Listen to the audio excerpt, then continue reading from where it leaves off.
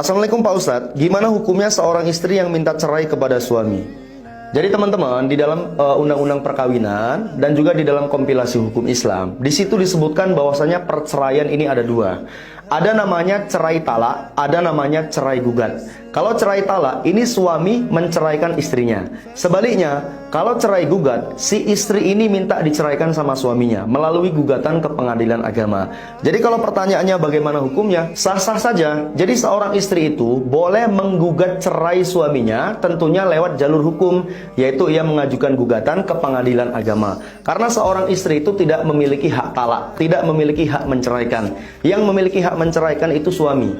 Lalu bagaimana kalau kita mengajukan gugatan ke pengadilan? Nanti yang akan menceraikan kita itu adalah hakim di pengadilan agama. Akan tetapi, ketika seorang istri ini akan menggugat cerai suaminya, harus dilihat apa alasannya. Kalau alasannya tidak jelas, tidak masuk akal, maka hakim akan menolak gugatan perceraian tersebut. Lalu apa saja alasan-alasan yang dibenarkan untuk seorang suami menceraikan istri atau seorang istri menggugat cerai kepada suaminya? Buka kompilasi hukum Islam pasal ke-116. Ini saya bacakan.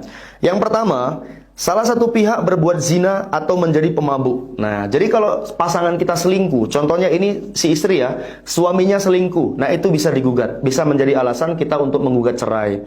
Atau pemabuk. Nah, tukang mabuk, narkoba ya, pemadat, penjudi. Nah, yang suka main judi ya.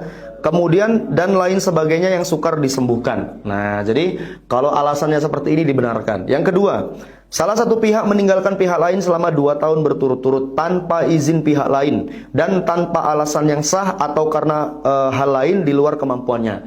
Jadi pisah rumah nih, minggat salah satunya 2 tahun berturut-turut. Tidak ada alasan yang jelas. Ya tiba-tiba minggat. Nah ya, jadi ini alasan yang kedua. Yang ketiga, salah satu pihak mendapat hukuman penjara 5 tahun atau hukuman yang lebih berat setelah perkawinan berlangsung. Jadi contohnya nih, seorang istri melakukan perbuatan pidana, dihukum penjara 5 tahun, maka ini bisa dijadikan alasan untuk suami menceraikannya. Atau sebaliknya, suaminya dipenjara 5 tahun. Contohnya kasus apalah pidana ya, dijatuhi hukuman 5 tahun. Maka 5 tahun ini bisa dijadikan alasan untuk istri menggugat cerai suaminya. Nah, itu yang ketiga. Yang keempat, salah satu pihak melakukan kekejaman atau penganiayaan berat yang membahayakan pihak lainnya, KDRT. Jadi kalau suami Anda suka mukul, KDRT, kekerasan seksual, kekerasan psikis, atau penelantaran dalam rumah tangga, contohnya nggak ngasih nafkah, ya nggak ngasih nafkah itu salah satu bentuk KDRT. Maka itu bisa dijadikan alasan untuk kita menggugat cerai suami kita. Nah itu ya.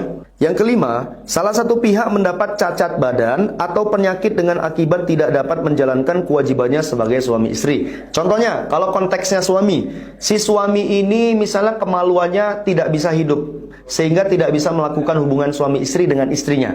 Nah, kalau seperti ini, maka ini boleh dijadikan alasan untuk menggugat cerai. Nah, atau sebaliknya, contohnya suaminya ini cacat badan yang mengakibatkan dia tidak bisa mencari nafkah ya. Ini juga bisa dijadikan sebagai alasan untuk menggugat cerai.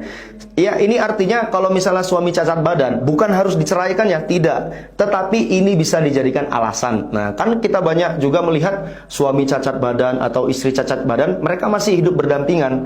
Nah, ya setia, Masya Allah ya. Nah, seperti itu. Yang keenam, antara suami dan istri terus-menerus terjadi perselisihan dan pertengkaran dan tidak ada harapan akan hidup rukun lagi dalam rumah tangga. Jadi, kalau rumah tangga ini asik bertengkar terus, asik berantem terus, setiap hari bertengkar, tidak ada selesai-selesainya.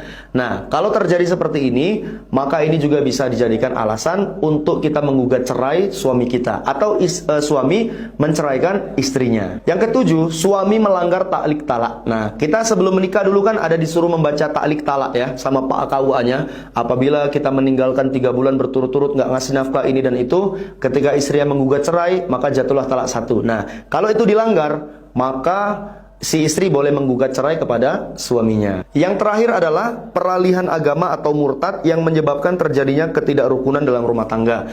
Jadi, kalau salah satu pihak ini murtad, keluar dari Islam, maka ini juga bisa dijadikan alasan untuk kita menceraikan atau menggugat cerai pasangan kita. Contohnya nih, suaminya murtad, keluar dari agama Islam, maka ini bisa dijadikan alasan untuk kita menggugat cerai suami kita. Hadza wallahu a'lam bishawab.